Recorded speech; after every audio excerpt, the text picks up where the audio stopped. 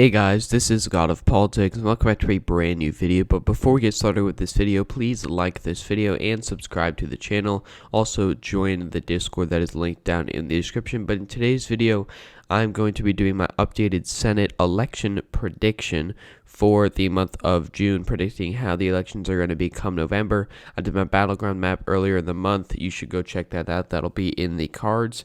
And this video is going to be a prediction for how the states will come November. The battleground map is how the state of the race is now.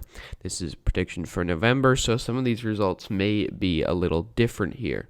So we'll just be going state by state, seeing, do the Democrats have a chance to take the Senate majority? A couple months ago even, it didn't really seem like the Democrats had a clear path. Now they do have a very clear path of taking the Senate majority, but will they be able to do it? That's what my prediction here is going to run through. So first of all, as always, we'll start off with the safe states. Republicans start off with 30 seats that are not up for re-election. After the states, which we'll be going through here, we'll see how many they have. So first of all, the state of Iowa will be safe. The state of Wyoming will be safe. The state of Alaska will be safe. South Dakota will be safe. Nebraska, Oklahoma, Arkansas, Louisiana, Mississippi, Alabama, I also believe will be safe. Doug Jones really has no chance at all.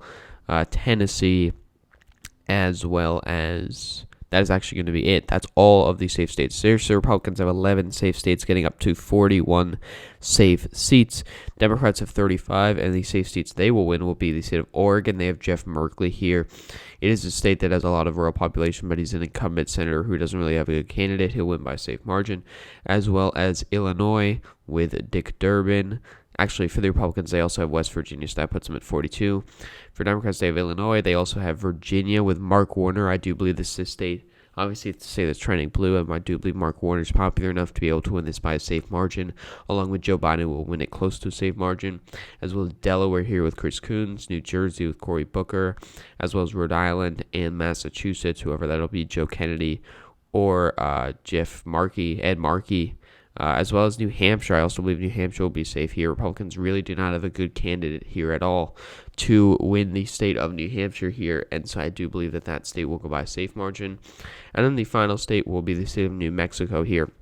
Democrats have a huge edge in fundraising. They have the incumbent representative from New Mexico's 3rd district going up against the Republican candidate who's like a former meteorologist or something like that, so they don't really have much of a shot at winning the race. So after these safe states, Democrats are at 44 seats. Republicans are at 42 seats here. So next we'll get into some of these likely margin states. First, for the Republicans, they have the state of Texas. Texas is a state with John Cornyn. I think John Cornyn will win by around 9 to 10. He's not as polarizing of a figure as Ted Cruz was, which will help him win by a little bit more. The next state is the state of South Carolina. You have Lindsey Graham here, who's not too popular, actually getting outraised by Jamie Harrison here.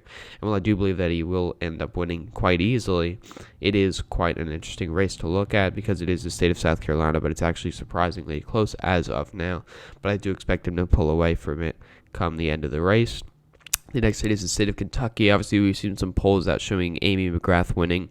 What's happened with Mitch McConnell every single time is he pulls away towards the end. He ends up getting a huge lead and winning pretty comfortably.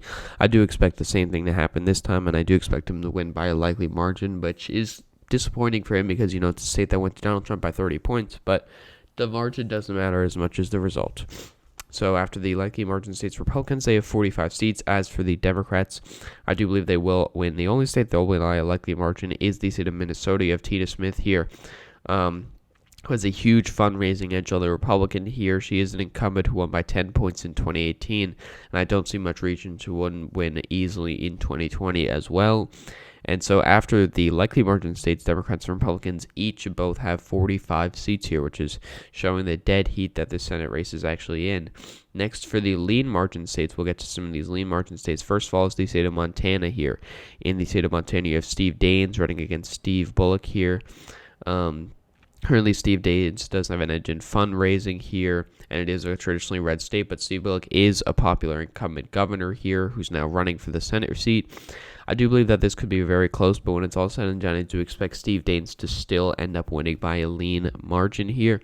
The next state is going to be the state of Kansas here. Kansas is the state in which you have Barbara Bollier for the Democrats, who's going to be the candidate, versus a Republican candidate. If it is Chris Kobach, I do think this could be a sure flip for the Democrats. Democrats can win that seat. They could. I mean, it's possible they could flip that seat. If it's someone other than Chris Kobach, I do think it'll go by likely to safe margin. But I'm kind of putting it in the middle here because it's going to be in the middle of that. Because if it is Chris Kobach as the nominee, this state could flip. So I'm going to put it in the middle at a lead margin there. We'll have to wait and see who the candidate is. The next state is the state of Iowa. We actually had a new poll coming out today showing that Teresa Tomlinson was up on Joni Ernst by 3 points. And while I think that, that's a good poll, she might even be up by 3 points at this point. But, come November, and Iowa polls have been traditionally skewed Democratic here. Come November, I do expect Joni Ernst to pull away and get a bigger of a victory in a state that Donald Trump will probably win quite easily here. The next two states here are actually in the same state. First of all, the state of Georgia's non-special election and the special election. David Perdue is actually not too good of an incumbent candidate here, and he's running against Jon Ossoff, who's, he's an alright candidate here. And so I do expect him to win by a lean margin because it is a state that is trending towards the Democratic column. David Perdue only won by 7 points in an R+6 year, which was the Republican wave year of 2014 here. And it is trending blue. Again, I do expect him to win by around 3 to 4 points, maybe 4 to 5. As for the special election, if Democrats don't get locked out, which is a real possibility, then it will be a lean margin here in the runoff election in January here to the Republicans, most likely Doug Collins here. And then that's all the lean margin states for the Republicans. They're at 50 seats here. For the Democrats, I do believe they will win Arizona by a lean margin here.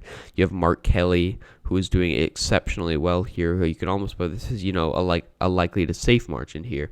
But right now, I'm going to put it at a lean margin just because I feel like Martha McSally could come back to a certain extent, maybe talking a little bit more about China, maybe talking a little bit more about the gun violence, which is something that Mark Kelly is very liberal on because of what happened to his wife, Gabby Giffords, who was shot in a mass shooting. But as for the election, I do believe Mark Kelly will easily win, by around 4 to 5 percentage points here. He has so much fundraising. He's doing so well in the polls. I don't see any reason why he won't win. Martha McSally is almost dead on arrival here. The next state is going to be the state of Colorado here. Colorado is a state in which you have John Hickenlooper, who's most likely going to be the nominee here. He had this ethics violation scandal where he got fined $2,750, which really seems like nothing to me. It could hurt him a little bit. Maybe a couple voters might not vote for him, but he's one of the most popular figures in Colorado politics. I do expect him to win quite easily against Cory Gardner, despite the fact that their fundraising is not too good so far. But again, Cory Gardner is an incumbent, and the GOP is spending a lot of money to save him, just like Doug Jones. People use the argument, Cory Gardner has a better fundraising. Well, Doug Jones has a lot better fundraising than any other candidate in Alabama, but does that mean he's going to win? No. Fundraising can help, but, it's not the be-all and end-all here. And then the final lead margin state for the Democrats is going to be the state of Michigan. I think the state might be a little closer than some people say. I think that Gary Peters will win by around 4 to 5 because I do expect Biden to win by around 2 to 3 percentage points in the state of Michigan.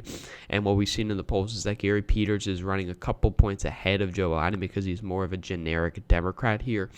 And so that will help him in the state of Michigan. And he's running against John James, who already lost by 7 percentage points in 2018 here.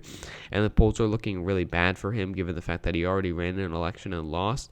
So I do expect Gary Peters to easily win this state. Now for the tilt margin states.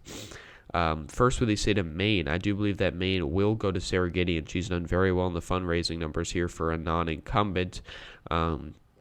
Susan Collins is not pleasing anybody. She pissed off Republicans by keeping Obamacare. She pissed off Democrats by voting against Kavanaugh. That strategy worked under Obama because Democrats voted for her because she had a 70% voting record for Obama, and Republicans voted for her because she's better than any Democratic alternative that would vote with Obama 95% of the time. And so that's the kind of thing that helped Susan Collins under the Obama years and before when there's less partisanship. But now it's not doing her any favors, and now you're finally seeing it. And when Democrats have a good candidate in Sarah Gideon, who's the Speaker of the Maine House, a middle-aged white woman, that's, a good contrast to Susan Collins, who she can portray as out of touch. And whether any of that is true or not, it seems to be helping because in the polls right now, Sarah Gideon's doing quite well. She's doing well in the fundraising, and I do think that when it's all said and done, this is going to be one of the closest seat, but Sarah Gideon is going to pull it off and get a victory there. And then the final state is the state of North Carolina, which I believe will go to Cal Cunningham over Thom Tillis here. Cal Cunningham is a retired, I believe, Navy veteran or something like that. Also a state senator he was. Thom Tillis is an unpopular incumbent. One of the things you're actually seeing here, which is unusual, is that Thom Tillis is running a couple points behind Donald Trump. Usually senators would run a couple points ahead, but Thom Tillis' unpopularity has made it so he's running a couple points behind Donald Trump. And Donald Trump, I do expect him to win by around 2 percentage points here, maybe even less, to be honest, maybe around 1.5 percentage points here if he even does win it at all. In which case, if he wins by 2% or less, Thom Tillis will end up losing due to the fact that he's unpopular and he's running behind Donald Trump here. And so I do believe that Donald Trump will win it by less than 2 percentage points. Therefore, I do believe that Cal Cunningham will defeat Thom Tillis, but it is going to be a very close election. Non-incumbents have done very well in the state of North Carolina. If you don't know, the governor election in 2016 flipped. The Senate elections have flipped. Thom Tillis is running only for a second term here.